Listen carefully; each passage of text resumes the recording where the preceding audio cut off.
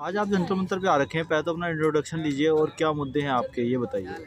मेरा नाम कमलेश है और मैं एक ट्रांस गैलेक्सी फाउंडेशन से हूँ और आज हम सभी ट्रांसजेंडर कम्युनिटी के लोग यहाँ पर इकट्ठे हुए हैं और हमारी गवर्नमेंट से मांग है कि हमें जो बेसिक मूलभूत अधिकार हैं जैसे कि एक नागरिक होने के, वो सारे अधिकार किन्नरों को लिए भी मिलने चाहिए, ट्रांसजेंडरों को लिए भी मिलने चाहिए, इवन एलजीबीटी कम्युनिटी के लिए भी वो सारे अधिकार होने चाहिए बेसिक, जैसे कि रोटी कपड़ा मकान सबका बेसिक अधिकार है। एजुकेशन एक बेसिक अधिकार है। ट्रांसजेंडर्स के लिए एजुकेशन में भी कोई रिजर्वेशन नहीं है, कोई सहूलियत नहीं है। इवन कॉलेज स्कूल सेंसिटाइज नहीं है कि जो हमारे बच्चे जो पढ़ने जाते हैं उनकी पढ़ाई छूट जाती है, तो हमें एजुकेशन में रिजर्वेशन होना चाहिए। इसके बाद पढ़ लिख जाएँ तो उनको गवर्नमेंट एम्प्लॉयमेंट में 5% रिजर्वेशन की हमारी मांग है। और हमारे को लेके अभी लीगल आइडेंटिटी में हमारा जो कॉन्स्टिट्यूशन है उसमें भी प्रोविज़न नहीं है ट्रांसजेंडर्स का। कॉन्स्टिट्यूशंस में क्या है कि पर्सन है, पर्सन की जो डिफिनेशन है उसमें मेल और फीमेल है। तो जितनी भी हमारी इंडियन पैनल कोड्स की जो धाराएं हैं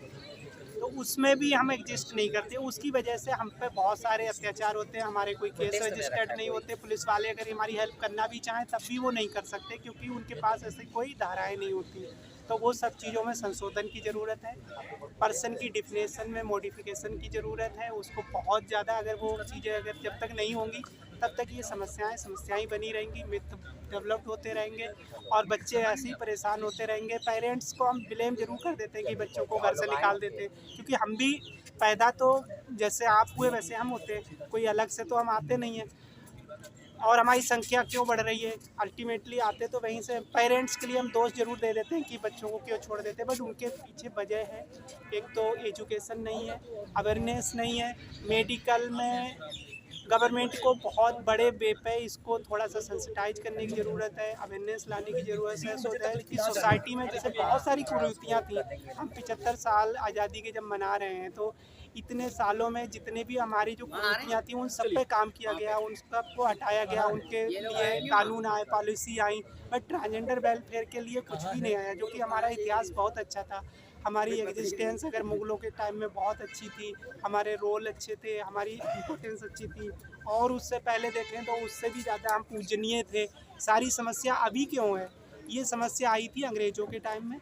अंग्रेज़ों ने ऐसा एक लॉ ला दिया था जिससे हमें मेन स्ट्रीम से बाहर कर दिया था, और अंग्रेज़ों ने वो अपने यहाँ तो लॉ तो ठीक कर लिया, बट हम अभी भी उसी लॉ में हैं। वो पहली बात, जैसे आपने अभी सुप्रीम कोर्ट की बात की, तो सुप्रीम कोर्ट ने वो चीज़ को रिकॉग्नाइज़ किया था कि वो हटना चाहिए और इनके लिए भी वेलफेयर और इनके लिए भी लीगल प्रोटेक्शन के लिए बिल आना चाहिए। उसके 4 साल बाद गवर्नमेंट एक बिल लाई, ट्रांसजेंडर प्रोटेक्शन राइट्स बिल करके 2019 में, और उस बिल में भी कोई ऐसी बेसिक मूलभूत अधिकार नहीं दिए गए, जैसे पेरेंटल प्रॉपर्टी का, आपको बच्चे के एडॉप्शन का, मैरिज का और एजुकेशन का। सिर्फ उसमें सिफारिश की गई थी कि अवेयरनेस करें, डिस्क्रिमिनेशन नहीं करें। तो ऐसे तो वो तो एक स्पीच है, वो तो कोई माने ना माने, आपने अगर उसको इम्प्लीमेंट नहीं कराया, अभी तक वो कोई इम्प्लीमेंटेशन नहीं हुआ है। तो यही बेसिक सी बहुत बेसिक नीड्स हैं कि हम एग्जिस्ट करते हैं, हम भी इसी देश के नागरिक हैं। हम में वही हवा खाते हैं, वही पानी पीते हैं, और हम भी कुछ करना चाहते हैं। हम समाज के लिए ऑलरेडी अच्छा करते हैं और हम सिर्फ दुआएं ही देते हैं अच्छी अच्छी। तो अगर हमें आगे भी मौका मिलेगा पढ़ लिख के, जो आगे कोई डॉक्टर बनना चाहता है, कोई इंजीनियर बनना चाहता है, कोई और पॉलिटिक्स में जाना चाहता है, तो हम जहाँ भी जाएंगे कुछ अच्छा ही करेंगे, क्योंकि हमें कोई मोह माया तो है नहीं, हमारे अपने बच्चे तो है नहीं जो हमें प्रॉपर्टी खड़ी करनी है, हमें कुछ करना है। हमें तो जो भी करना है, मरना मिटना देश के लिए ही है। आपकी जो ऑर्गेनाइजेशन है वो आपने कब स्टेब्लिश करी और क्या नाम है आपके ऑर्गेनाइजेशन का?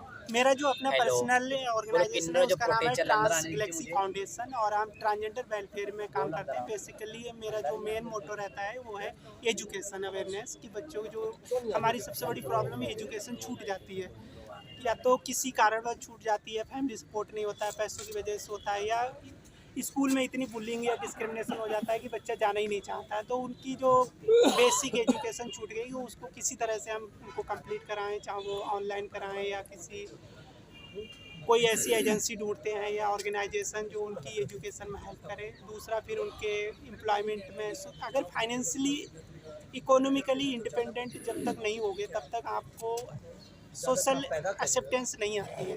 तो इसलिए मेरा मोटो तो वही रहता है कि मैं लोगों को मेन स्ट्रीम में लाऊं। कितने लोग जुड़े हुए हैं आपके एनजीओ से? मेरे एनजीओ से तो ऐसे तो जो रजिस्टर्ड नंबर हैं वो तो 100 के आसपास होंगे, बट वैसे मेरे साथ बहुत सारे जुड़े हुए हैं, हज़ारों लोग हैं हमारे साथ जुड़े और हुए। आखिरी में कुछ कहना चाहेंगे?